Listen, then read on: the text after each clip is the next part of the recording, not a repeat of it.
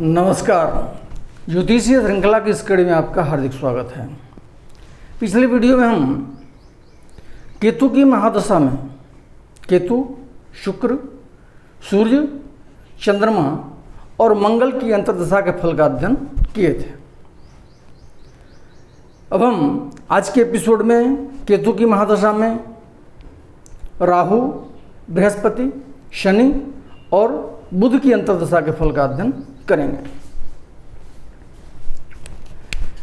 केतु की महादशा में जब राहु की अंतर्दशा आती है तब जातक को राजा, चोर, अग्नि और शत्रु से भय होता है। उसके समस्त कार्यों का नाश होता है। उसे दुष्ट लोगों से व्यर्थ का वाद विवाद होता है तथा जातक को दुख होता है। इस दशा काल में जातक दूसरों को क्षति पहुंचाने का कार्य करता है। केतु की महादशा में जब बृहस्पति की अंतर्दशा आती है तब जातक को ईश्वर एवं गुरुजनों से प्रीति होती है। उसको श्रेष्ठ पुत्र की प्राप्ति होती है, पृथ्वी और धन की प्राप्ति होती है या भूमि से धन की प्राप्ति होती है। उसको काफ़ी आमदनी होती है तथा जगह जगह से भेंट की प्राप्ति होती है। जातक को राजा या सरकार से सम्मान प्राप्त होता है तथा उसे उत्तम स्वास्थ्य का लाभ होता है। केतु की महादशा में जब शनि की अंतर्दशा आती है तब जातक को बहुत अनिष्ट होते हैं। उसके मन में ताप एवं भय होता है।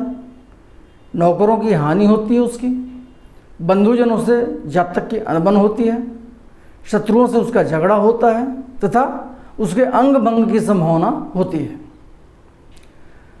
उसे स्वदेश का त्याग करना पड़ता है। दूसरों से कष्ट प्राप्त होता है।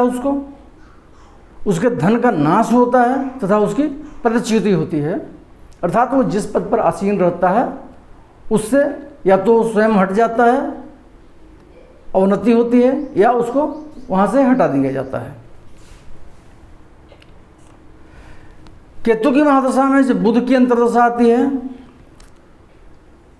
तब जातक के लिए मिश्रित फल की प्राप्ति होती है, अर्थात कुछ अच्छे फल की प्राप्ति होती है और कुछ बुरे फल की भी प्राप्ति होती है।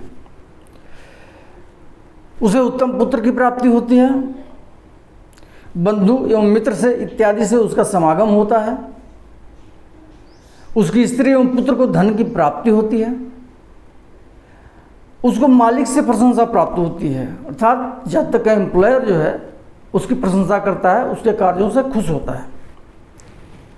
उसको विद्या से सुख मिलता है और उसको भूमि तथा धन की प्राप्ति होती है। परंतु